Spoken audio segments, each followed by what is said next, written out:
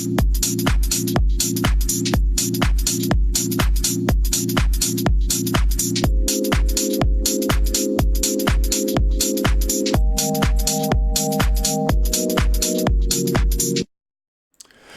up, guys? Thank you so much for tuning in to Weekly Weekender. It's Saturday. What is today? The 8th of February, 1:30 p.m. This is the new time slot. Hopefully it's working out for you guys.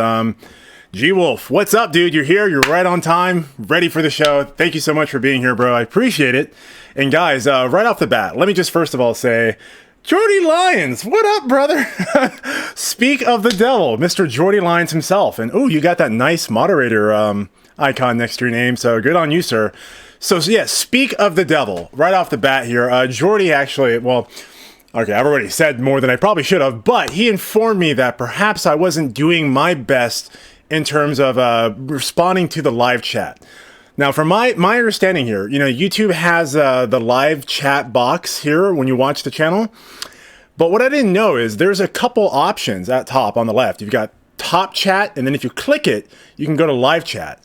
So I think the YouTube kind of filters out some comments, and I've kind of noticed that on other people's channels. I didn't know that happened for myself, so if I've missed out on your guys' questions or I haven't really been, you know, interacting with you as much as I should have, that most likely is why. So for today, I'm using the actual YouTube Studio live chat dialog box, so I should be on point. Hopefully we're all good.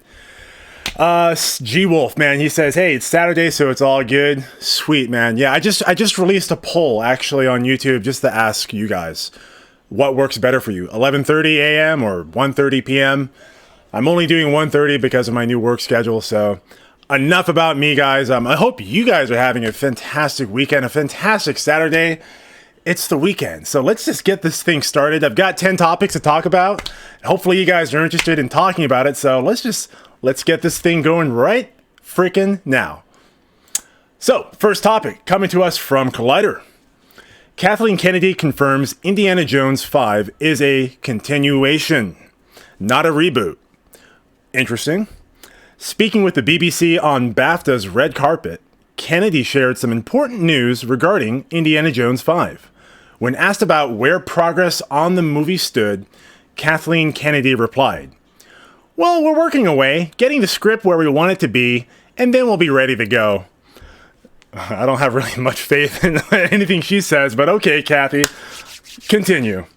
And then she went on to confirm, Harrison Ford will be involved. Yeah, it's not a reboot, it's a continuation. So, production on Indiana Jones 5 has been slow, steady, but ultimately tangled up by a variety of delays over the years. Filming start dates and release dates have been pushed back further and further as efforts to ensure the story was cracked and Steven Spielberg's schedule was open for the project. As recently as September 2019, screenwriter David Kopp provided insights on where Indiana Jones' story stood, revealing, well, I'm working on it again. We're still trying, and I think we've got a good idea this time. This time? Like, is that kind of like an unrecognized admission that the last time was not a good idea with the crystal skulls? But we'll see. That said, no hints have been dropped about what the story will be. If work on Indiana Jones 5 stays on pace, then it will hopefully meet the summer 2021 premiere date. So keep your fingers crossed, guys. Indiana Jones is currently scheduled for release on July 9th, 2021. So, right off the bat, for those of you watching in the live chat, let's talk about this topic right now. For you guys watching in the broadcast afterwards, leave me your comments and thoughts down below. I'll be talking to you there.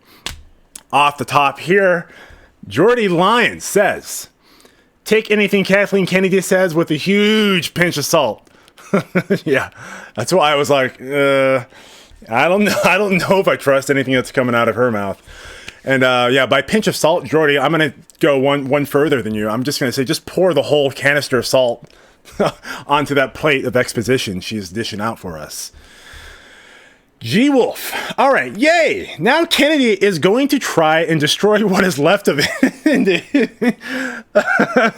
Yeah, you know, she has to go out with a bang. And by a bang, I mean she's going to be butt-fudging Indiana Jones after she's severely rammed Star Wars in the behind. So G Wolf also says 2021 release and there is no story yet. Dude, yes, exactly. So I'm reading this and I'm like, okay, 2021 release date. You don't have a story outline yet. You don't have Steven Spielberg even attached, like confirmed as a producer at least. Ugh. Not feeling good about that. And then furthermore, I mean, guys, as much as The Kingdom or whatever, the Crystal Skull, whatever that crap was called, like that movie sucked. It seemed to me like they kind of wrapped up like Indy's whole narrative, right? He got married. He's kind of hanging up his saddle, his hat. Where can they possibly go from here? Like, to me, it seemed like Shia LaBeouf would have been the natural predecessor, or the natural, would it be predecessor? Is that the word I'm thinking? You know what I mean? Like, Shia LaBeouf basically should have took the mantle for the next Indiana Jones series. So, yeah. Jordy Lines and G Wolf, yeah, we're all in agreement here. Like, what the F? 2021? Like, so what? They're just gonna just rush this out to release? Ah, God. It doesn't even seem like it's anything anybody's asking for, so. Hey, guys. Oh, another thing, too, for the live stream. I had the latency set on, like, normal. I boosted it up to low latency. It's not high latency, so I'm apparently supposed to be getting more real-time messages from you in the live chat, so hopefully that helps this time around. We can have a better discussion. So, guys, if that's all we have to talk about on this subject, I'd like to move forward into the next one, because this next one really does tickle my fancy. Before that, though, Mr. Jordy Line says, what is the plot? Call Indy's nursing home and get him back in the saddle. Yeah. Seriously, what? How old is Harrison Ford right now? He's at least in his 70s, right? I mean, did you guys see him in Rise of Skywalker? Like, he looked like he rolled out of bed, no haircut, like 5 o'clock stubble. He's just like, ugh, let's just get this thing done. Oh, well, Mr. Ford, do you think we should have hair and makeup do your nah, just fuck it, let's just get this over with. G-Wolf says, and he has to break out of the Jesus, guys, come on, show some geriatric love here, guys. Come on.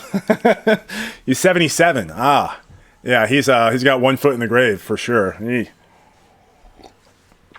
This is kind of random though, but hey, I know you guys are Trekkies. Check this out. Look at that. Yeah, all right. I thought it's kind of cool. I'm enjoying this. Okay, guys. So yeah, it's enough for Indy. There's no plot for the film development anyhow, so I think our discussion on this topic is pretty much mute. Kathleen Kennedy is going to blow it up before she leaves Disney, so yeah. All right, so next topic. I really like this. Hopefully you guys do. Hopefully you guys do too. And this is coming from The Hollywood Reporter. Nicolas Cage's The Unbearable Weight of Massive Talent sets a spring 2021 release date.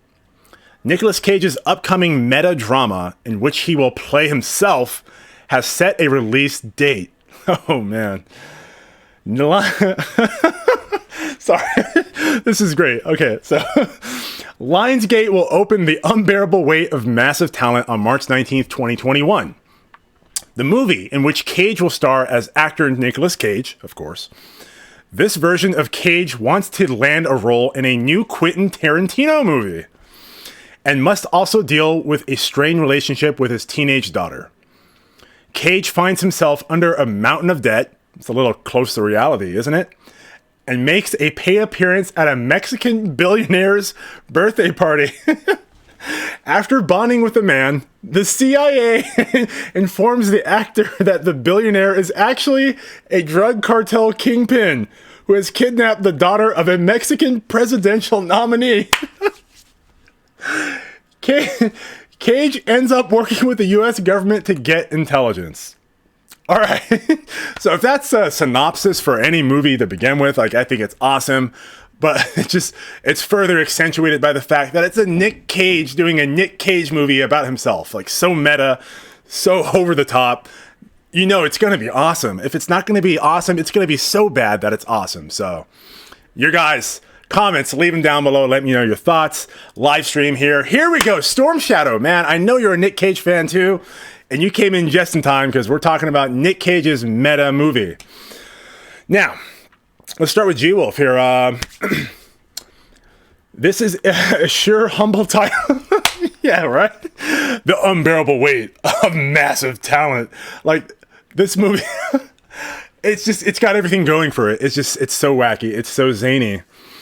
Storm Shadow says, the unbearable looks interesting. Yeah, dude, right? It sounds interesting too. The synopsis, bro, like, you gotta hear it. I couldn't even read through it without, like, cracking up laughing. It's so crazy. G-Wolf says, it will be okay if he acts like the 90s Cage. Yeah, like that, like crazy, like that kind of crazy. Yeah, I agree with you, man. Does he not act like that anymore? I know he's a little bit more tempered in National Treasure, Kick-Ass. He was a little bit more tempered. But, you know, the most recent movie I saw him in was Color Out of Space. And he started off pretty tempered, but he got kind of wacky. But yeah, not like 90s level wacky. Storm Shadow says, the unbearable, what type of genre is it? So it seems, yeah, based off the synopsis, it seems to be like a faux documentary, mockumentary, perhaps, with some espionage elements to it as well. So it's seems to be a little far-fetched. I think that's the genre, far-fetched. But I'm excited for it, guys. So seems like we're all on the same page on that one. But yeah, I thought that was interesting to mention. All right, let's move forward with the next topic. A little more pop culture oriented, but I think is still noteworthy, worth mentioning. And this is going to be coming to us again from The Hollywood Reporter. And also Deadline. Excuse me. Deadline. No, it's Deadline. And The Hollywood Reporter. Sorry. It's regarding Doctor Strange's 2. Spider-Man director Sam... I am totally jumping here. Hollywood Reporter is the first one. Yes. These are... Okay. Doctor Strange 2. Lands a new writer with Loki show creator. Just as the sequel to Marvel Studios' Doctor Strange gets a new director, the project is also getting a new writer, Michael Waldron, who is the head writer of Marvel's upcoming Disney Plus series Loki. He's also been tapped to work on the Doctor Strange in the Multiverse of Madness. Now, Jade Bartlett was the previous writer on the Multiverse of Madness, and the project was being billed by Marvel as its first scary movie. How scary that may have been was perhaps one of the creative friction points between the writer being dismissed and, of course, the director. We'll talk about that later. Now, Waldron, the new writer, Waldron's Loki is one of the first 3 Marvel series that is to make up the first wave of the company shows that will air on the Disney Plus streaming network. And he's also moving to his moving to this new Marvel project in the film. It seems to be like a sure sign that Disney is pretty confident with what he's doing. So, little noteworthy to mention. Seems like there's some mix-ups in the production of Doctor Strange 2. Your thoughts, guys, in the comment section and the live stream here. Let's see what we got.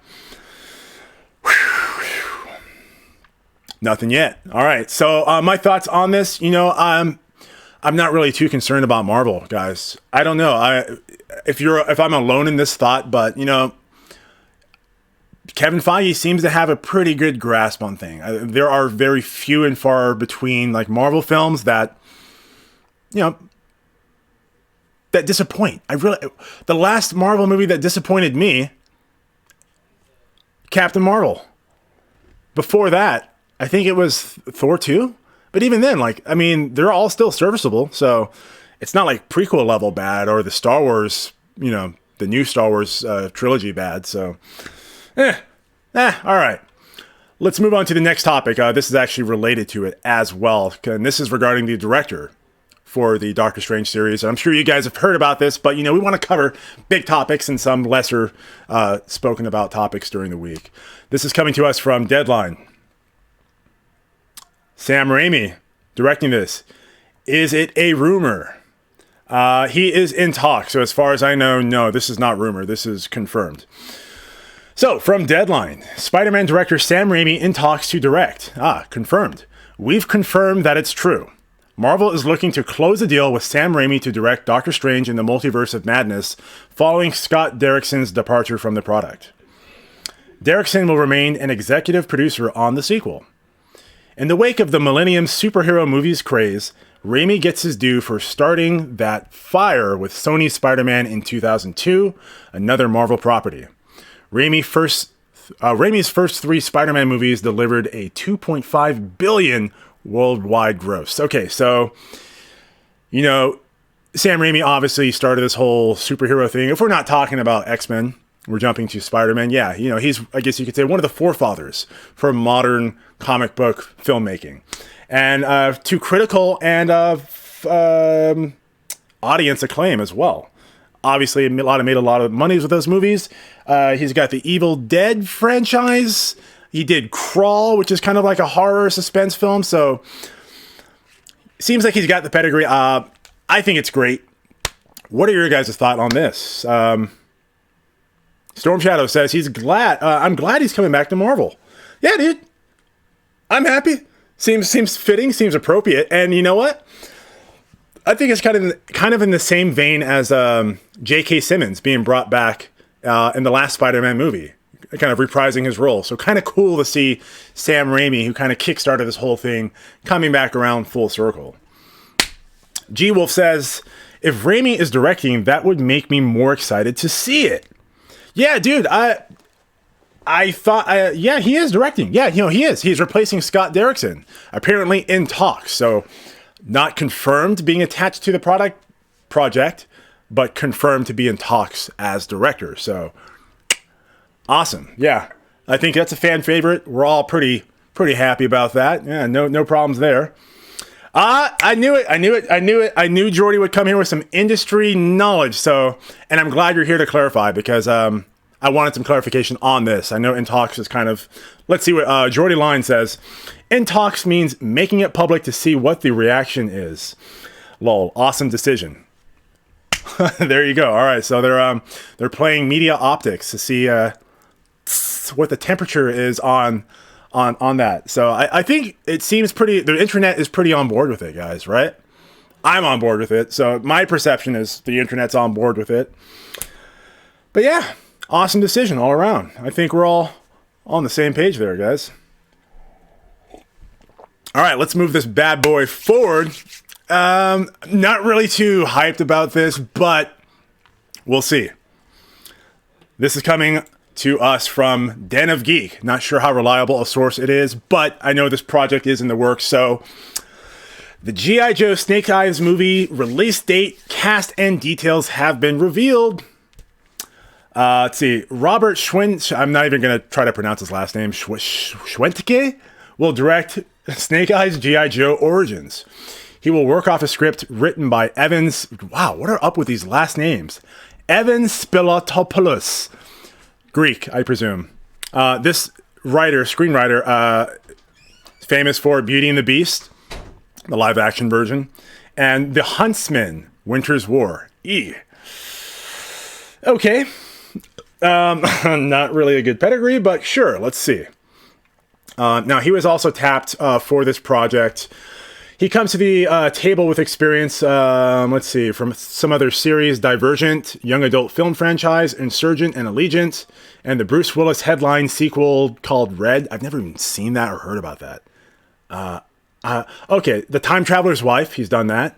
And then most notoriously, R.I.P.D. Cool. You guys remember that movie? It was like the Men in Black ripoff. I actually quite enjoyed it, even though it was a straight ripoff of Men in Black. But, I mean, anything with Jeff Bridges, A-okay, man. The dude abides, right? Now, I think what's really interesting about this new Snake Eyes project comes from this portion of the article. Henry Golding. That's crazy rich Asian star Henry Golding. Of course, who else? He will play Snake Eyes. He has been handed the Snake Eyes baton from previous portrayer Ray Park, famous for Star Wars The Phantom Menace as Darth Maul, and X-Men. I forgot, he played that. Spin-off movie is now scheduled to fight for freedom wherever there's trouble on October 3rd, 2020. Oh, wow. That's happening this year, guys. What are your thoughts on this? Any G.I. Joe fans out there? I'm not sure what your ages are. I'm 32 myself, so, you know, I was watching the G.I. Joe cartoons as a child. Never really a huge... Well, I guess as a kid, I was a huge fan. Yeah, I love me some G.I. Joes. I had the action figures, you know. Made my own little movies with them, but Yeah. Okay, so G Wolf says the first two didn't make a ton of money, so I don't see who they're going after. Yeah, dude. I don't see either. And like, I don't think I've ever seen those movies either, and I wasn't really interested to either. Now, I heard the second one was better than the first. I think Bruce Willis was in that too, so that was kind of curious, and I think The Rock was in it as well. But then, like, wasn't Marlon Wayans playing? Like, I mean, and not that comedic actors can't do more serious roles, but it's a little jarring. I think you kind of have to ease your way into doing like more serious roles, unless you're like an exceptional actor, like Robin Williams, making that hard transition, or an Adam Sandler, ironically enough. But yeah, I thought this was an article worth mentioning for those G.I. Joe fans out there. Now, guys, this next subject here, it's not actually newsworthy, but I thought it was interesting, and I'm really curious about what your thoughts are on this. When I read the article, I was like, oh, cool. I think this is a really cool idea. But then I started thinking about like, okay, well, how could they actually practically put this into action? So without further ado, the next topic, guys. It's a year-old article. I thought it was brand new. Sometimes Twitter sends me stuff that I think is new. It turns out to be dated, so my bad, but still interesting nonetheless. Okay, here we go. It's coming from We Got This Covered, a totally reputable source.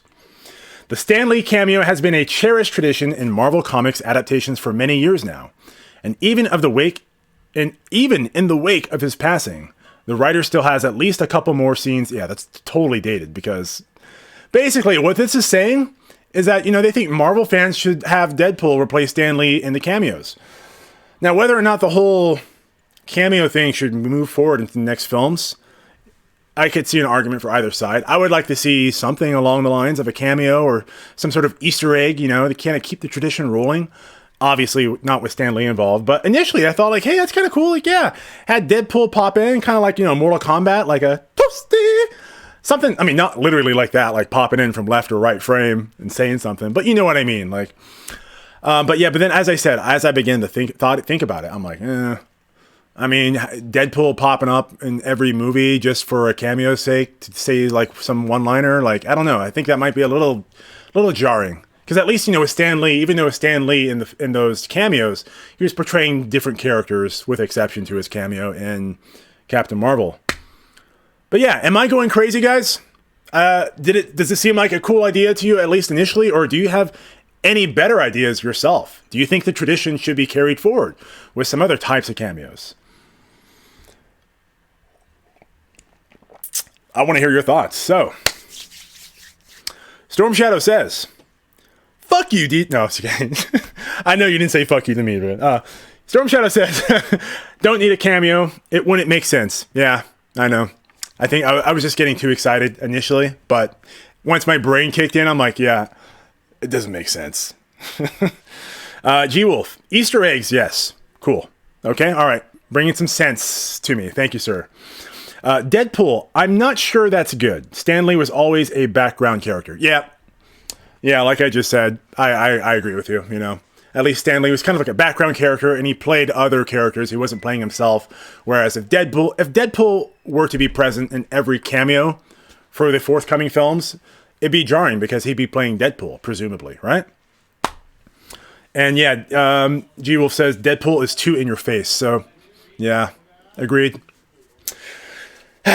Anyhow, I just thought it was a fun little topic to mention. Not really newsworthy, but I had to fill up the 10 topics, and a lot of them have been covered already. So now this next topic is kind of sad. G-Wolf, Storm Shadow, I think I've spoken to you both about this here. This is coming to as a shock to me too. Let's talk about it. From IndieWire, the Rhythm Section producers react to the historic box office bomb. Quote, "We're proud of our movie." This is coming from the producers, that quote. The Reed Morano-directed action drama earned the lowest opening ever for a film opening in over 3,000 theaters. The Rhythm Section made box office history over its debut weekend, but not in a good way for the Paramount Pictures. The $50 million production opened January 31st in 3,049 theaters and grossed just $2.8 million over its first 3 days. Damn.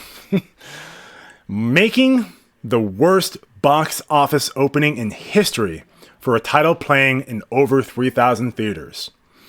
Deadline estimates the rhythm section will lose Paramount as much as $30 million. Now, the film does follow Universal's Dolittle as one of the first major bombs of 2020.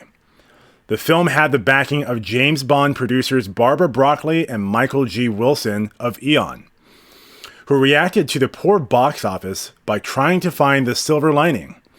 Quote, "We are obviously disappointed with the box office," unquote. The Eon producers said to Deadline. Quote, "But we're proud of Reed, the director, and our movie, and the overwhelmingly positive reaction to Blake's performance." Man, guys, I'm disappointed to hear this. I mean, it wasn't the best film I saw this year. It wasn't the best, like, espionage thriller, if you will. But I did enjoy the film. I enjoyed it having its own unique place in terms of, like, these femme fatales / James Bond-esque type characters. For what it was, I appreciated it. I found myself engaged with the film. The performances were great. I liked how it was grounded in reality. I don't know what audiences were really expecting from this film. And, you know, it's doubly disappointing because this didn't really have a large production budget. $50 million is not much.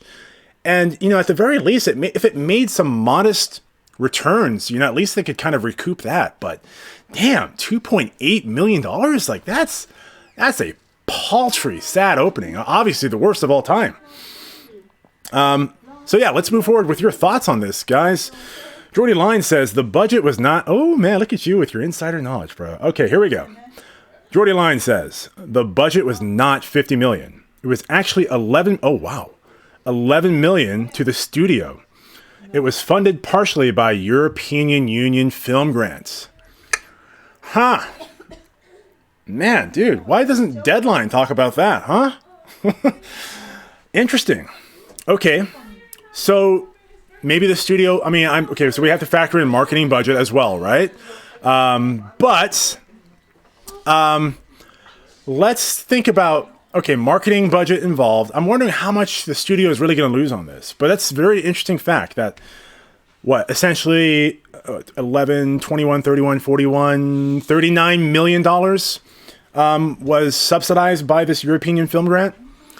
So at least they're not really taking a hard hit. I'm curious what the marketing budget was, what the studio's actual losses here. Because guys, you know Paramount, like they're bleeding cash, and they're not making good returns on a lot of their films here. Storm Shadow.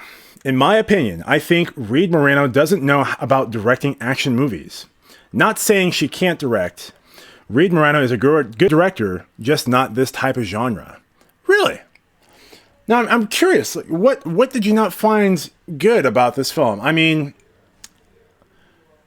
in terms of the cinematography, the color grading, you know, it was kind of a muted, subdued kind of style, but I think that was done intentionally. So I don't know if you take issue with that or with the action sequences themselves. I mean, whenever there were any action sequences, I felt tension. I felt the tension. I felt that it was engaging, you know? I felt it was well executed, well acted, and grounded and gritty. And I like that. You know, she wasn't a badass. She wasn't, you know, wielding dual pistols, like backflipping, like, you know, like with the explosions behind her and like holding onto a cat and like running in slow motion. Like it was very much like she's like trying to drive a car and just, you know, fighting an onslaught of other cars, hitting people, like basically about the crash herself. Winning all of her assassinations by sheer luck, by happenstance, essentially. And it made sense, you know, for her character. So I'm wondering, Storm, like, what exactly did you not like about the direction of this film? Jordy Lines. The marketing budget, LMAO, it was terribly marketed. The trailers were pathetic. Really, dude? Really? Man, you know what? I oftentimes find myself questioning Campia when he says film is subjective, but when I find myself encountering such differing opinions, like for this point. I thought the trailers were fantastic. That's the reason why I saw the movie. Like, I loved it. It seemed moody. I love the soundtrack they used for it. I love that it was female focused. It seemed to be, as everything I've said already. So for me, like, it totally worked. But pathetic. Like, obviously, Jordan, you watched it and you're like, that's pathetic. Be going with you. Be going with you. So interesting. Again, I'm curious why in detail. I'm not sure if you're moderating Rob's channel right now or how active you are right now. But if you can explain, that'd be cool. But yeah, interesting. But yeah, hey guys, hopefully Rhythm Section picks up some more revenue with the online streaming. Remember, the trades even like running sensationalist headlines to draw eyeballs. Yeah, true that, man. Yeah. Damn it. Can't trust anybody or anything online these days, man. Well, at the very least, guys, you can trust me. Like, I keep it real. I'm not pretending to be like the foremost industry insider with the most industry knowledge. I'm just a guy who loves movies and movie news. And I'm happy to tell you if I have a blind spot or don't know crap about any particular subject. So, Jordy Lines, I'm doing both like a freaking G, bro. It's probably got 4 screens like the Matrix, just right on, dude. All right, guys, so let's move forward. Next topic here, wrap it up. I'm going to skip the commercials for today just to save on time. And I would really not like YouTube to hit me for advertising Nazi Popeye's chicken, even though I think it sounds delicious. I'm going to get some more sponsors for the next broadcast. Probably even worse than that, honestly. It's going to be a little more sexual, probably. Hopefully funny, but yeah, you'll see. Before we move forward to the next topic, though, Storm Shadow says, I had to watch it again, the Rhythm Section. Well, did you like it better? And G-Wolf, little grin. Yeah, did he say something sexual? Yeah, it's I've got a little product. I think it's going to be for males, for men.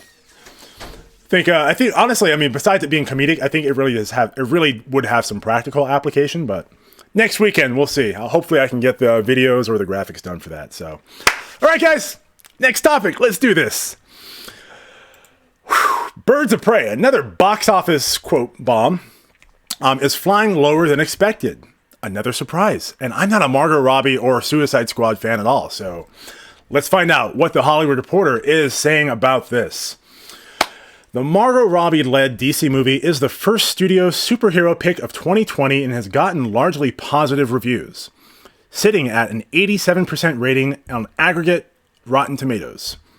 Birds of Prey and the Fantabulous Emancipation of One Harley Quinn, say that 5 times fast, is flying lower than expected at the Friday box office for a domestic debut in the $33 to $35 million range, according to early returns. Heading into the weekend, the Margot Robbie-led DC movie had eyed a $50 million opening weekend. Warner Brothers, however, was more conservative in projecting $45 million. In North America, the R-rated pick is on course to earn roughly $13 million on Friday, including $4 million in Thursday previews. While Birds of Prey preview gross came in far under other recent R-rated superhero movies, like 2016's Deadpool, which earned $12.7 million in previews, and Joker, $13.3 million, ticket sales were on par with the studio's female-fronted Ocean's 8. Okay, so I mean, it's not a box office flop, but the film is not meeting the estimated projections, which, hey, sometimes projections are off. Not to say that the film will not pick up later in its exhibition in theaters. Right now, it's competing against Bad Boys. What else is out? That's like big still. I'm forgetting that they're already forgettable. God, I just reviewed the movie too. Oh, the Rhythm Section. Yeah. Okay. Fair point. Doolittle, 1917 still out, so for those of us who are not like movie fans like we are, yeah, I mean, they're most likely going to see 1 or 2 movies out of the month, so this might take some time to pick up. We'll see. I honestly don't see any problems with it recouping its budget, but we'll see. What are your guys' thoughts on this here with the box office? Are you surprised by this? Are you Suicide Squad fans or Harley Quinn fans? I know I've talking to some of you guys about this. some of you are not so hot on the film. So let's see what your thoughts are right now. Storm Shadow, I gave you my second thought on the movie. I think you're talking about the rhythm section. So yeah, please do let me know, man. Now, Jordy Lines, my man, Mr. Jordy Lines. Problem is, this movie is front end loaded, so could struggle once going forward. Yeah, for sure. Isn't that, I mean, yeah, more specifically for like big blockbusters, definitely more front end loaded. My understanding is that generally, I mean, most exhibitions are, for the most part, more front-end loaded. But yeah, for sure. I think, yeah, tentpole films like this, definitely, seriously, front-end loaded. So, but yeah, it could struggle going forward. I don't know. It could. It absolutely could. Just my intuition, and my intuition is probably totally off, because obviously my opinion of this film is obviously off from other people. But I have faith. I think this is going to pick up a little bit more traction, word of mouth. I liked it. I enjoyed it. There are a lot of people who do, but also others who don't. So yeah, who knows? It certainly is not running on its best foot. So that's for sure. G-Wolf. Let's see what's up, dude. Suicide Squad, bad karma rubbed off on it. I almost thought you said Suicide Squad's lube rubbed off on it. I was like, that's probably an appropriate description as well. Yeah, probably. But you know, I mean, dude, G-Wolf, like, here's the thing. I know you saw the review. I haven't even watched all of Suicide Squad. Like, and I thought it looked stupid. I heard it was dumb. Had no interest in seeing it. From the bits that I did see, I'm like, yeah, I can already tell I'm not going to like this movie. But when I saw the trailer for this, and obviously I saw the film, like, I enjoyed it. I don't know, maybe because my expectations were like super low, like next to crap. So I really wasn't expecting much, but honestly, I did expect something from these trailers. I'm like, okay, it seems like they've got their own direction they're going in. Funny, quirky, zany. Yeah, I'm all for it. So I'm wondering, I mean, am I alone in that? Because I know, like you said, Suicide's bad karma rubbed off on it. And yeah, I think that would have applied to me too, but it didn't. So I know I'm speaking anecdotally here, but just my thoughts. Oh, okay. Storm Shadow says, Birds of Prey Bop is okay movie. That's all I have to say. Hey, and you know what? That's a fair point to make. Because like I said in my review, I know I have a totally blind side. I have a total, like a huge blind. What the hell is that phrase? Blind spot. Thank you. I have a totally huge blind spot. Like, I don't know the source material. So those who like the source material or know the source material didn't like this movie. So yeah, if it's okay to you, fair assessment. I could totally see that. I loved it visually. I thought it was fun. Jordy Lyons says, I really enjoyed Birds of Prey. It was fantastic. Love the action scenes. Dude, right? Like, despite the fact that we could clearly see some of the stunt doubles, you know, from the back, obviously, I thought the fight choreography was awesome. And like the sound editing, the sound design, I thought was really great too. Like, you got those nice oomphy like kicks. And it was interesting. And a lot of it was like these really like wide shots. For the most part, like wide angle, single shots. You know, it wasn't like jump cutting and super close up, like shaky cam, like none of that. It was just like, here's the action, like boom, they're on the road. You got her jumping on one car to the next and back flipping and shooting. Like, I was like, oh damn, this is great. This is awesome. Wow. And it's loud and bright and funny. Like, yeah, I don't know what people were expecting.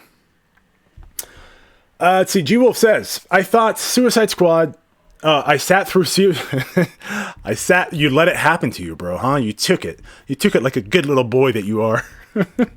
I sat through Suicide Squad and it was a mess. Yeah. I'm not surprised to hear that, man. Hey, you know what? If you guys can do me a favor, how are the audio levels right now? Like, is it loud enough? Is it too loud? I felt like before it was a little too low. With the Streamlabs OBS software I'm using right now, I don't have the same filters available to me like I do in Premiere, so the audio's a little janky. But yeah, I'd like if you could let me know. Yeah. Okay, cool. So let's move on to the next topic here. Before this is the second to the last topic before we wrap it up here, guys. I'm good. Thank you, sir. This is coming to us again from the lovely people at The Hollywood Reporter. Maggie Gyllenhaal is set to play Elvis Presley's mother in Baz Luhrmann's. Whoa! Baz Luhrmann. Boz? I think it's Boz. Boz Luhrmann's biopic opposite Austin Butler and Tom Hanks. Oh, sign me up. Tom Hanks, baby. About the king of rock and roll, The Hollywood Reporter has confirmed. The upcoming Warner Brothers project is described as focusing on Elvis Presley's rise and stardom, with a major spotlight on his relationship with Colonel Tom Parker. Tom Hanks is set to play Parker, the manager who controlled every aspect of Presley's life. Butler is set to play Elvis, and the Australian actress Olivia de Jong is who also starred in M. Night Shyamalan's 2015 thriller The Visit, will portray Priscilla Presley. I wonder if Michael Jackson's going to make a cameo in this. Could you imagine that? You know, the whole Priscilla Presley thing and him, hey, how you doing, Priscilla? Oh, get the beat, chow. Okay, yeah, sorry about that. Warner Brothers is describing the drama as having a story that will delve into their complex personal dynamics lives spanning over 20 years. From Presley's rise to fame to his unprecedented stardom against the backdrop of the evolving cultural landscape and the loss of innocence in America. Cool. You know what? If you guys aren't familiar with Baz Luhrmann, didn't he do Romeo and Juliet? I think he did. I know he definitely did The Great Gatsby, Moulin Rouge, The Get Down on Netflix. Fantastic visual director. Obviously has some credits to his name, so cool to see him doing a biopic about Elvis, starring opposite of Maggie Gyllenhaal and Tom Hanks. So seems like a surefire hit. You got some star power behind the camera, in front of the camera. What do you guys think about that? I'm not much of an Elvis fan, but hey. Hey, for anybody dropping in, dropping by, tuning in, dropping out, make sure before you drop out, and if you have to drop out, leave a like. Helps the algorithm, helps the video, lets me know at least you like the content here. Don't hit that dislike button. But, you know, if you really don't like what's going on here, I suppose you have to hit it. If you have to hit it. Yeah.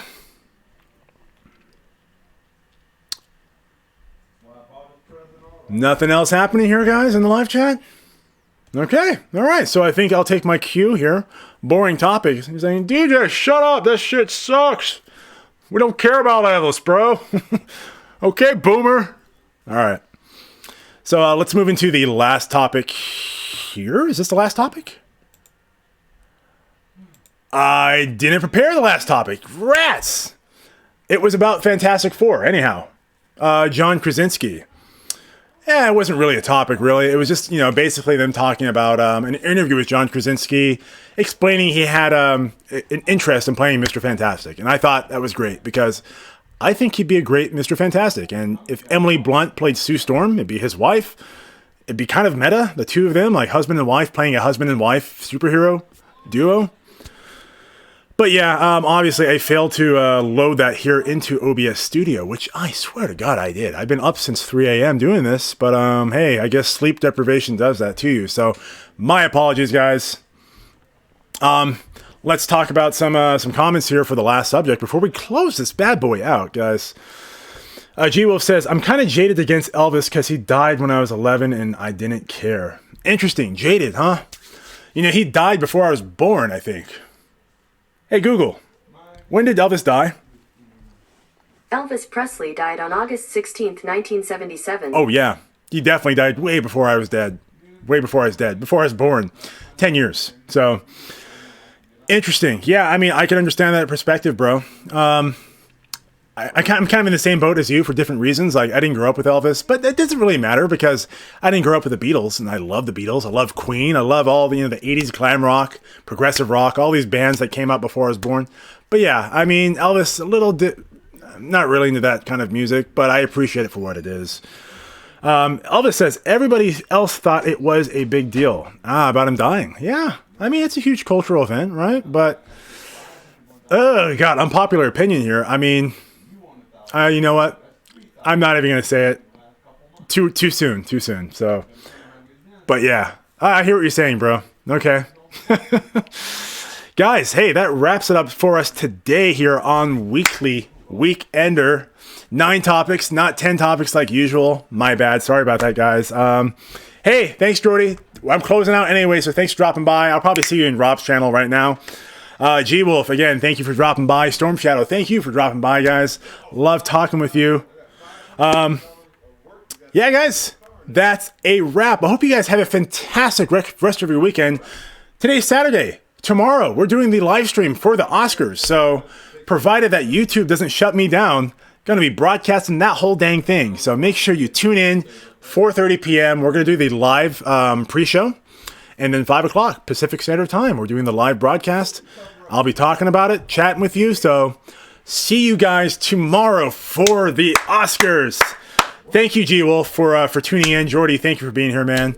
See all of you guys tomorrow if you can make it. It's award season. Let's do this. Let's do Oscars, guys. So yeah, enjoy the rest of your day, and see the rest of you guys tomorrow.